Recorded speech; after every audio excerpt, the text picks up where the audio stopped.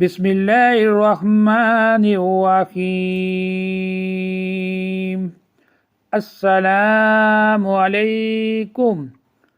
روزانہ واقعات سننے کے لیے اس چینل کو سبسکرائب کریں۔ سیدنا جلیبیب رضی اللہ تعالیٰ عنہ ایک انصاری صحابی تھے۔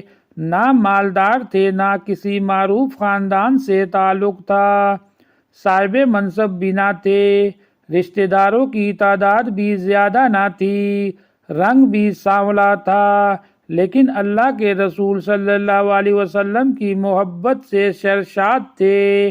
بھوک کی حالت میں پھٹے پرانے کپڑے پہنے اللہ کے رسول کی خدمت میں حاضر ہوتے، علم سیکھتے اور صحبت سے فیض یاب ہوتے۔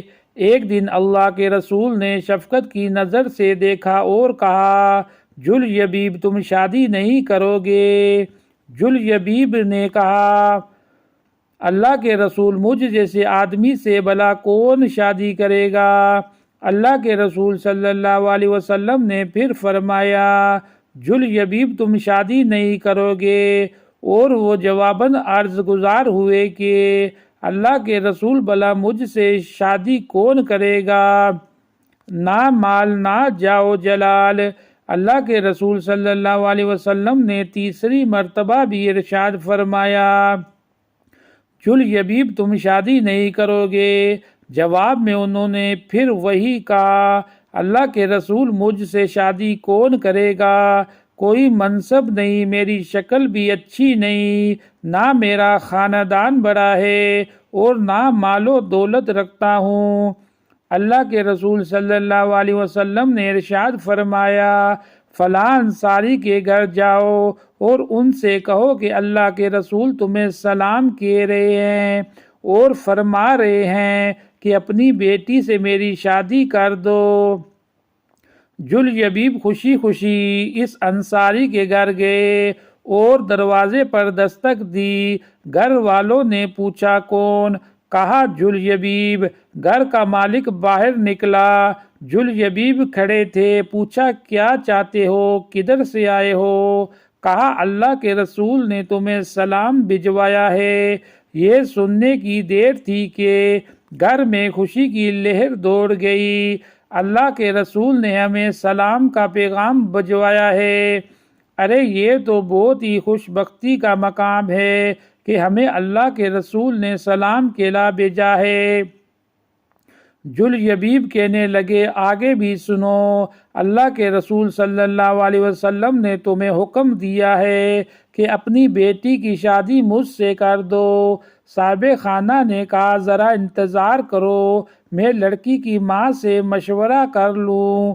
اندر جا کر لڑکی کی ماں کو پیغام پہنچایا اور مشورہ پوچھا۔ وہ کہنے لگی، نہ نہ نہ، قسم اللہ کی میں اپنی بیٹی کی شادی ایسے شخص سے نہیں کروں گی۔ نہ خاندان، نہ شہرت، نہ مال و دولت۔ ان کی نیک سیرت بیٹی بھی گھر میں ہونے والی گفتگو سن رہی تھی اور جان گئی تھی کہ حکم کس کا ہے، کس نے مشورہ دیا ہے۔ سوچنے لگی، اگر اللہ کے رسول اس رشتہ داری پر راضی ہیں تو اس میں یقیناً میرے لیے بھلائی اور فائدہ ہے۔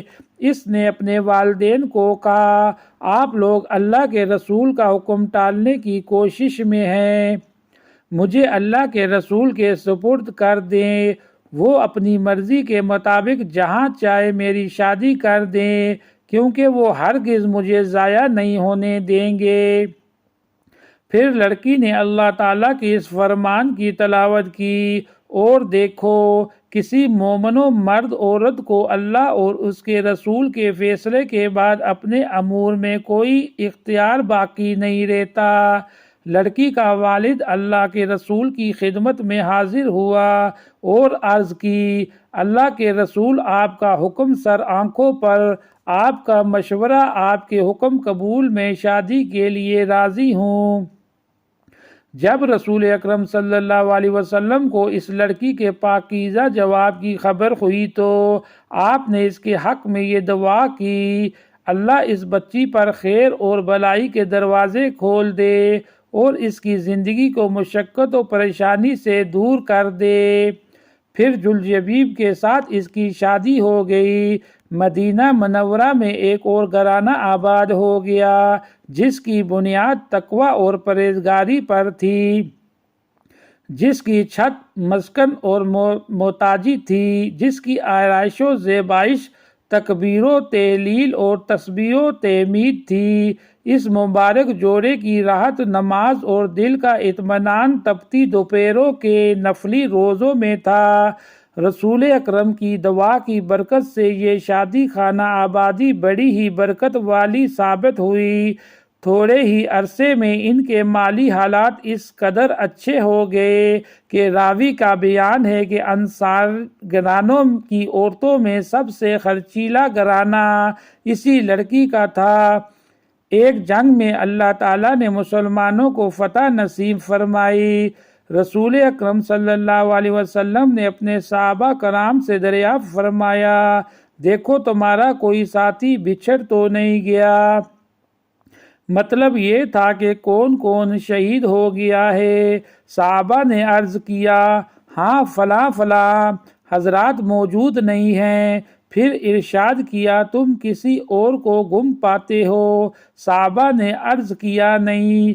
آپ نے فرمایا، لیکن مجھے جلجبیب نظر نہیں آ رہا، اس کو تلاش کرو۔ چنانچہ ان کو میدان جنگ میں تلاش کیا گیا۔ وہ منظر بڑا عجیب تھا۔ میدان جنگ میں ان کے ارد گرد 7 کافروں کی لاشیں تھیں، گویا وہ ان 7 سے لڑتے رہے اور پھر 7 کو جہنم رسید کر کے شہید ہوئے۔ اللہ کے رسول کو خبر دی گئی۔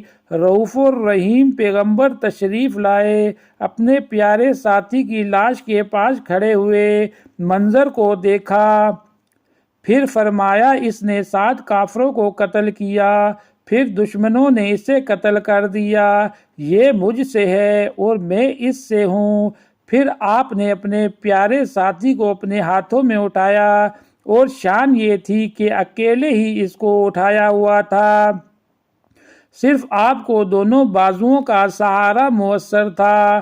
جلجبیب رضی اللہ تعالی عنہ کے لیے قبر کھودی گئی۔ پھر نبی کریم صلی اللہ علیہ وسلم نے اپنے دست مبارک سے انہیں قبر میں رکھا۔ مزید ایسی ویڈیو کو سننے کے لیے اس چینل کو ضرور سبسکرائب کریں۔